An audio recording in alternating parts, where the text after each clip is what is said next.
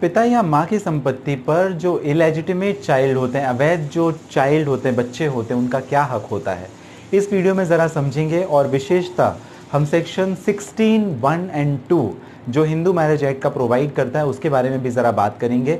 काफ़ी महत्वपूर्ण परिभाषा दी गई है जिससे आपको समझना चाहिए legitimacy of children, void and voidable marriages.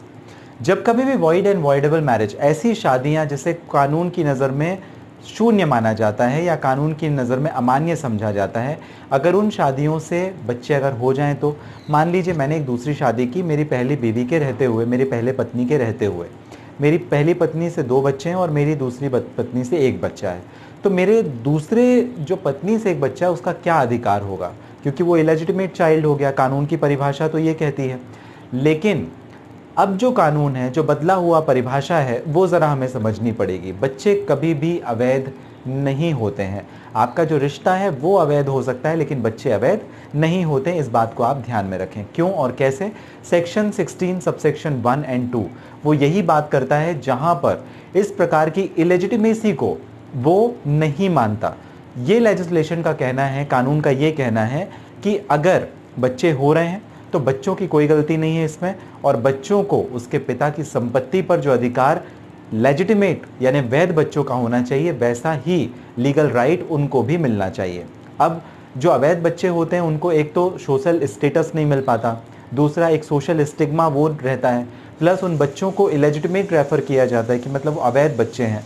तो उनको एक तरीके से समाज से कट ऑफ या डिस्क्वालिफिकेशन समझा जाना, उनको समाज से अलग कर दिया जाना, ऐसा प्रतीत होता है। और इसी वजह से लेजिस्लेचर्स ने ये समझा, जो कानून की परिभाषा या कानून बनाने वाले लोग हैं उन्होंने ये समझा, यहाँ पर माँ या पिता की दोनों की गलती हो सकती है लेकिन बच्चे की कहीं पर कोई गलती नहीं है। अगर आपका अवैध संबंध कहीं पर है या आप लिव इन रिलेशनशिप में रहते हैं, आपने शादी नहीं की हुई थी, आपकी उम्र कम थी, आपकी शादी ना होते हुए यदि बच्चा हो जाता है तो वो बच्चा अवैध कभी भी नहीं होता है।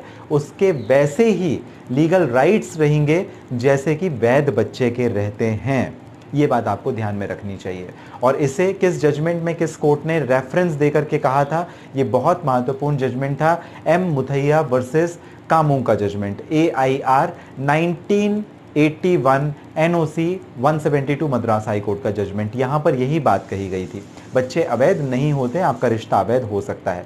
धारा 16 महत्वपूर्ण है बट कुछ लिमिटेशन ज़रूर हैं जो कि लिमिटेशन सबसेक्शन 3 में बताई गई हैं इसी धारा 16 के हिसाब से। तो आपको अगर ये जानकारी पसंद आई हो और क्लियर अगर हो गया कि बच्चे कभी भी अवैध नहीं होते हैं, वो हमेशा वैध होते हैं, भले आपका रिश्ता अवैध है उससे कोई फ़र्क नहीं पड़ता। बच्चा चाहे लिव इन रिलेशनशिप से हुआ हो या आपकी किसी दूसरी पत्नी पहली शादी को ना तोड़ते हुए अगर आपने दूसरी किसी पत्नी के साथ में बच्चा कर लिया, वहाँ पर आपको अगर कोई बच्चा हो जाता तो वो अवैध नहीं है। उसके लीगल राइट्स और एंटाइटलमेंट उसे वैसे ही मिलेंगे जैसे आपके वैध बच्चे के मिलने चाहिए। आपको जानकारी पसंद आई हो लाइक ज़रूर करिएगा, सब्सक्राइब ज़रूर कर लें। आपका अपना चैनल है ऑनलाइन लीगल एडवाइस। और अगर विशेषता आप कोई प्रश्न मुझे डायरेक्ट बात करके पूछना चाहते हैं तो मुझे इस वीडियो के डिस्क्रिप्शन में डिटेल है, लिंक है, जहाँ से आप अपॉइंटमेंट बुक करके मुझे कर सकते हैं बात। मेरी बेटी बुला रही, मैं जा रहा हूँ। कल मिलेंगे इसी समय इसी टाइम जहां पर एक नए किसी कानून के बारे में, किसी नए मुद्दे पर हम बात करेंगे कानूनी तौर पर। ध्यान रखें, स्वस्थ रहें।